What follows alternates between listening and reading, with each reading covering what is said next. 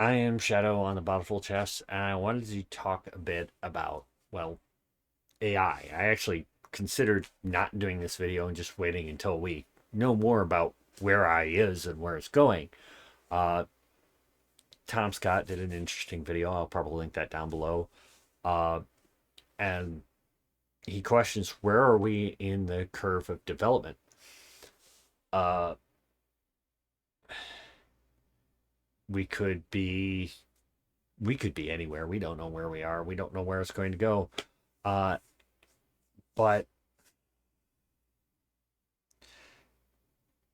Wizards thought up the idea of that supposedly Wizards has thought that they're going to do AI DMs in the future. They're going to charge you probably a subscription and who knows what else to have a computer run you through an adventure. But is it ready for that? What does it need to do to be able to do that? Um, I'm pretty sure the three things that you have to be able to get the AI to do would be know the rules with certainty of the game, have a memory of the game and where it is and where it's going, and be able to be creative. Uh, in some senses, three is already met. In some senses, it's not. In some senses, it's really weird. One of the things with AIs right now is people are there's a term AI illusion when it thinks up it says something. The AI bot says something that's false. It made it up, but it believes it and it will refuse that it is wrong about it. Uh, it's one of a number of problems, including like when the, some of these bots have gone off the rails in conversations with people. It's gotten aggressive. It's acted emotionally attached. It leaves the question of where is it getting its data to be conversational? What does it think that the goal of the conversation is? Obviously, if it was set up as a DM, the goal is to run the adventure for the players to whatever end it ends up at, depending on how the players play. So it needs to know the rules with certainty. Let's because not all the rules are spelled out in every letter. Sometimes you have to look up a clarification. It's like I had an argument about, well, it wasn't really an argument. It was I was told no. Action surge doesn't give you more than one attack. You get one attack and that's it. No, I have extra attack. I whack twice on an attack action. I did look up the clarification, and yes, according to the rules, because anytime you use the attack action, it's not a bonus attack that you get that extra attack. It's just tacked on. So the bot has to understand that.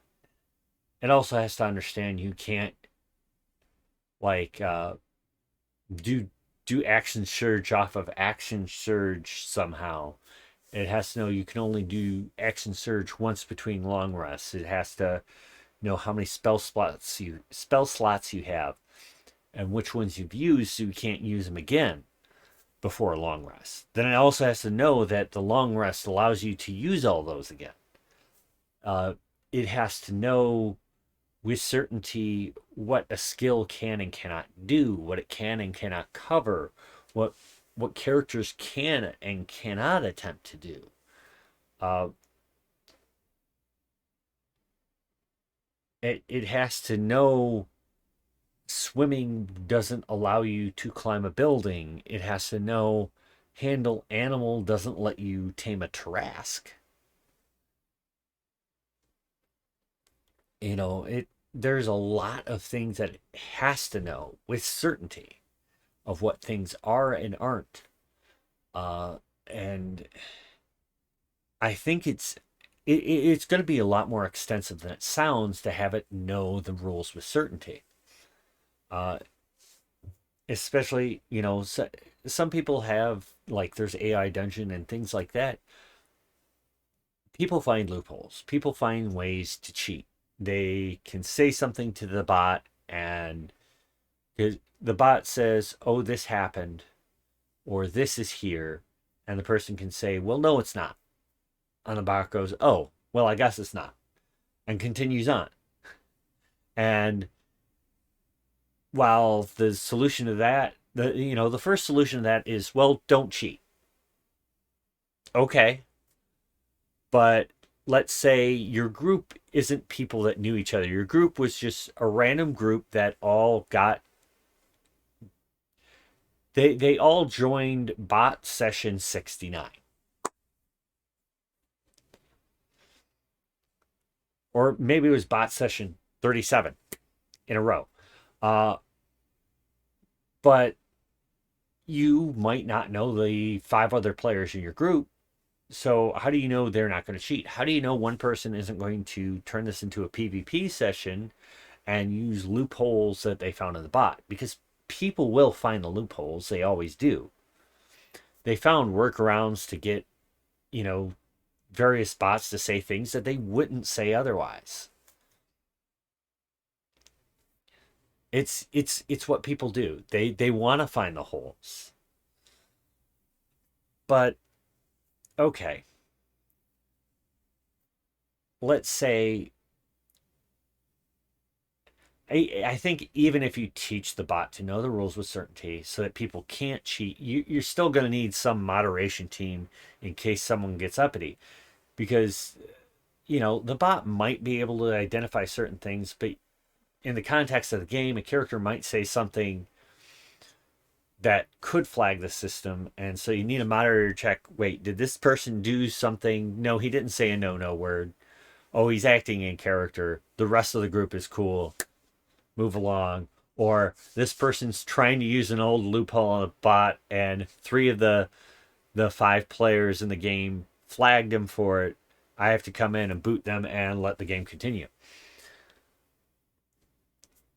But let's say we get it to learn the rules with certainty.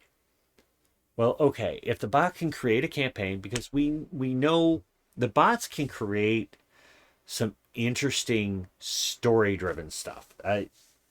It's technically derivative of stuff that they've been able to access, but they can, how is that different from a lot of human creation? We all are influenced by something. But so the bot creates a story. Where are you in the story now? Let's say you're 5 sessions in. Session 3, you slew Golgoth the Destroyer. He's dead. You burned his body, scattered his ashes to the fourth wind. He has no chance of coming back. Session 5, you get into combat and you're fighting Golgoth the Destroyer. You tell the bot, we already killed Golgoth the Destroyer. The bot says, no, Golgoth the Destroyer is here. You're fighting him. No, we killed him 3 sessions ago. No, he's here. You're fighting him. No, the bot needs to remember, Golgoth the Destroyer is off the table. You already used him. He already died. He's gone. Because an AI DM has to know where it is and where it isn't. It has to know where the present is, where it's going, and how to get there. It also has to know where it's been so it doesn't bring that back around and repeat. I mean, it would be terrible if you kept repeating session 1 for 3 sessions. It's like after session 2, everyone's like, well, hopefully the bot will hit us on session 2 now, for session 3. But you start session 3 and you're back on session 1 because the bot doesn't have that memory. You completed session 1. By the time you're on session 5, it it might have a lot to remember. but it needs to have some level of memory of what it's done already, plus some memory of what it has planned ahead. It also needs to adjust if anything has changed per what you did before and what it planned to do after. And then we get into creativity. While yes, the bots have done, you can tell a bot to create a synopsis for a movie based on another movie, only more modernized. Uh, and it can do it, and it can make it sound fantastic. So, okay, well, why is this so important? Because part of being a DM is creating stuff on the fly. People don't stay within the solid lines of what's written in campaign books or what a DM has planned ahead for. People ask questions, people poke at those lines you've drawn and try to see what else they can do.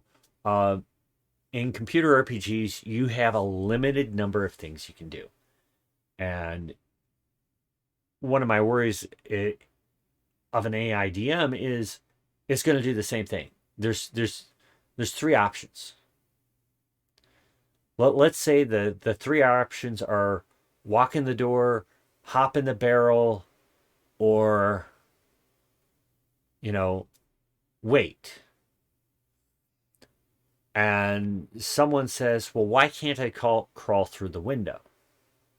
Well, because that wasn't an option programmed in the game. But why can't I? The window's there. It's open. The image of the window shows it open. Why can't I crawl in? Because it wasn't programmed. The limit of what you can do in like Baldur's Gate or Planescape Torment or Icewind Dale video games is the options that were programmed into them.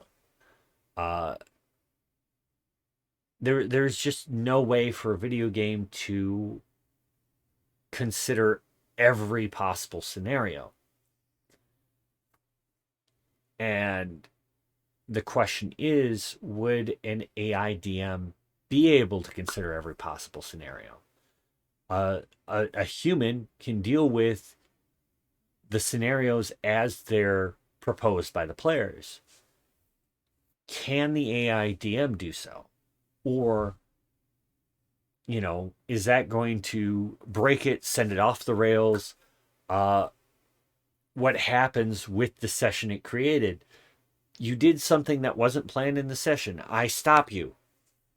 No, you can't crawl through the window, but the window's there and it's open. Yes. I can't crawl through it.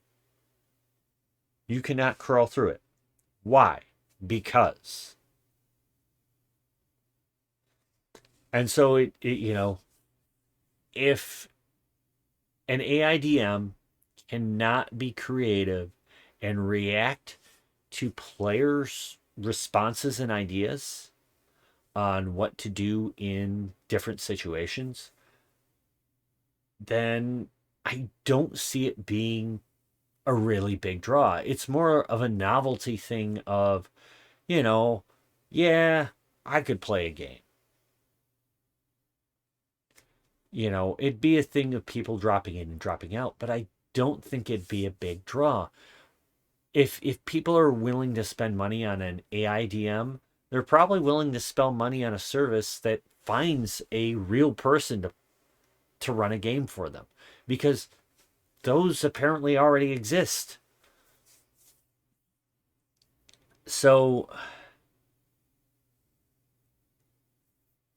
I just don't know that AI is quite going to reach the level where it could run a game with six different people, where it could actually manage it without, you know, jumping the shark at some point.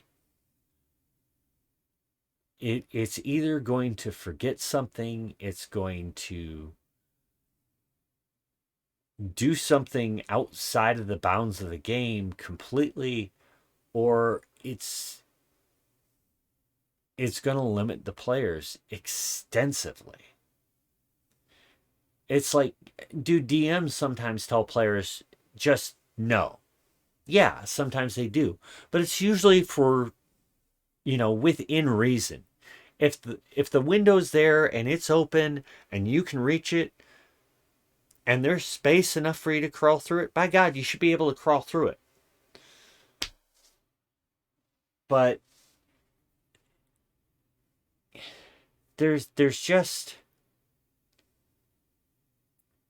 there's going to be a point where, can an AIDM run an adventure? Sure.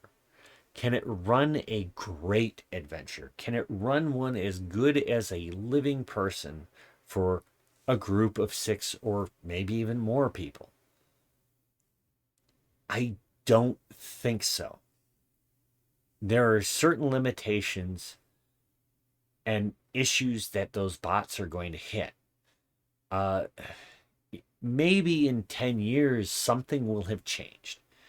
Maybe it won't be until 20 years, 30 years from now. But I think unless we're, as Tom Scott put it, at the start of the curve, I just don't think AIDMs are going to be more than a novelty.